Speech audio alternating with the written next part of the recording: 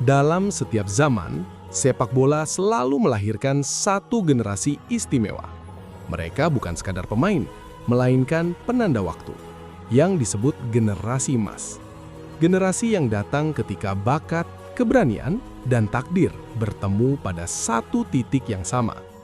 Ketika waktunya tiba, mereka hadir serentak. Satu generasi, satu napas. Namun ketika waktu berlalu dan usia menua, satu persatu dari mereka meninggalkan lapangan. Stadion tetap berdiri, rumput tetap hijau, namun era itu tak pernah benar-benar kembali. Generasi emas memang singkat, seperti cahaya senja, indah, hangat, dan tak tergantikan.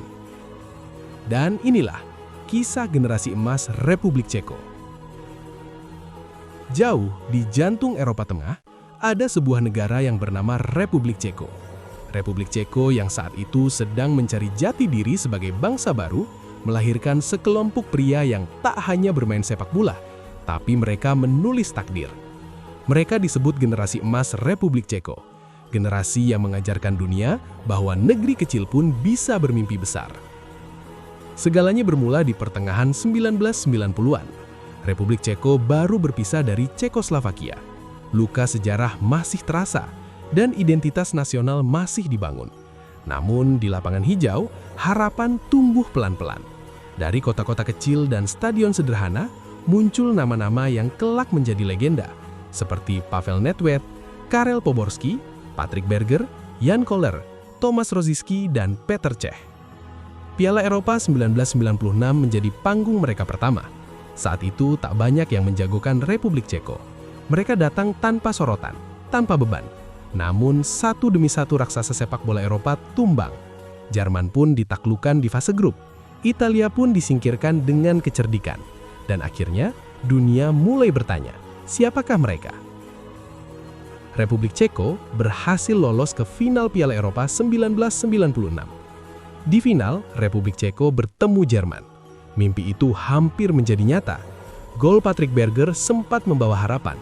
Namun gol emas Oliver Bierhoff merenggut segalanya. Malam itu Ceko kalah, tapi mereka menang di hati pecinta sepak bola. Waktu berjalan, namun generasi ini tak pernah benar-benar padam. Mereka pun semakin matang, dewasa, dan semakin berani.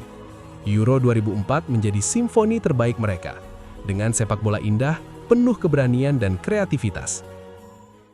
Pavel Nedved menjadi pemimpin seperti jenderal di atas lapangan.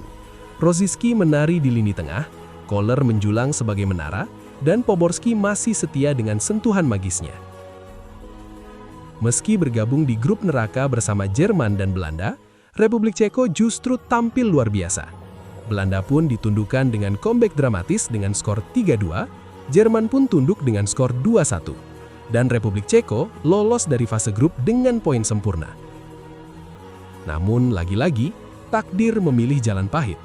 Bertemu Yunani di semifinal, dengan permainan bertahannya, Republik Ceko tidak mampu berbuat apa-apa, meski semua usaha telah dilakukan.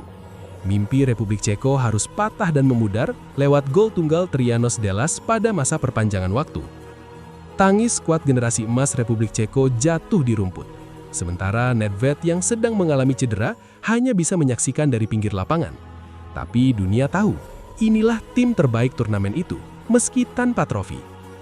Setelahnya, satu persatu pilar generasi emas mulai pergi. Sepak bola, tak semua legenda diukur dari piala, namun sebagian hidup selamanya dalam kenangan.